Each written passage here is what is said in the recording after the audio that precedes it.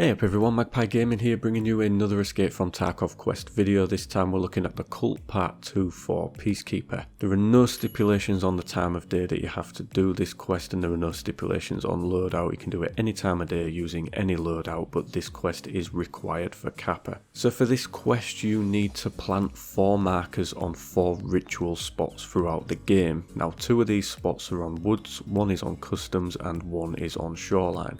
These are the MS-2000 markers that you get from Prapor. I'm not actually sure if you're given some of these markers when you accept the quest. I'm sure there is a quest where you're given some, not sure if it's the Cult Part 2 or not. If not, then just go to Prapor and buy them. So the first one we're going to concentrate on here is the shoreline one. This is in the east wing of the shoreline building. Go up onto the 3rd floor, walk along the corridor, and you can't miss this room. There are some candles outside of this room on some tables. Walk inside of the room and you'll see the dead guy in the bath with the pig on his head. Simply plant the marker somewhere around there. I think you do it on the edge of the bathtub or something like that. Once you've planted that marker, you just need to survive and extract from that raid. Nice and easy, simple one this. Obviously you've got to watch out for PMC traffic around this area, but you don't get any scavs, not on the 3rd floor anyway. You might get some on the ground floor, but definitely not on the 3rd floor. The next one we're going to look at is the customs one. Now you will need the marked room key for this, but 99% of the time when I've gone into a customs raid, the marked room has already been opened by somebody else. So the chances are that you could go in without the key if you don't have one, and you will most likely find that the door is open and you can plant the marker. So you need to go to the 3-story dorms, go up onto the 3rd floor, go all the way along to the edge of the end of the corridor, and the door on the right is the marked room. Simply plant the marker in the marked spot, and that is that one done. Again, you will get scavs around this area. You will also get PMCs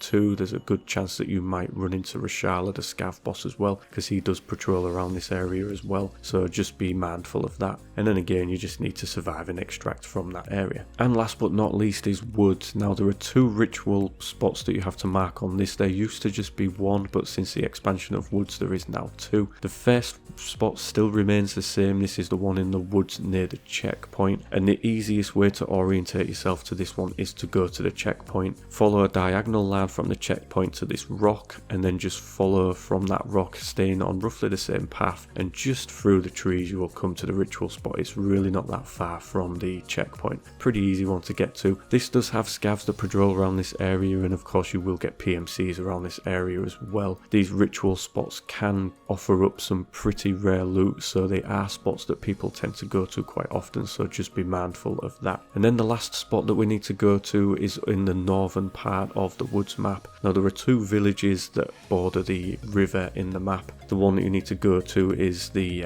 northernmost one. This is it looks a lot like the sunken village on shoreline, the broken up buildings and everything. So if you just follow it along the river, and you will see this building here, and just in the garden of this building is the ritual spot, and that is all of the spots covered. Now you don't need to do these in any particular order. You can do them in any order that you want. It can be a little bit of a pain orientating yourself to the ones on woods. It can be a little bit hard to find the one that is up near the river. I struggled the first time I went to look for that when I did the Cult Part 2. So you can always do an offline raid if you're not 100% sure how to find them. The ones on woods, obviously the one in the woods near the checkpoint, you get a lot of people around there. The other one, I don't tend to see many people around there. You can get the odd scav that patrols, but that is pretty much it. And that is it for this quest video, ladies and gentlemen. As always, thank you very much for watching and listening. Don't forget to like, share and subscribe if you're not currently doing so. Stay safe, and I will catch you in the next one. Take care.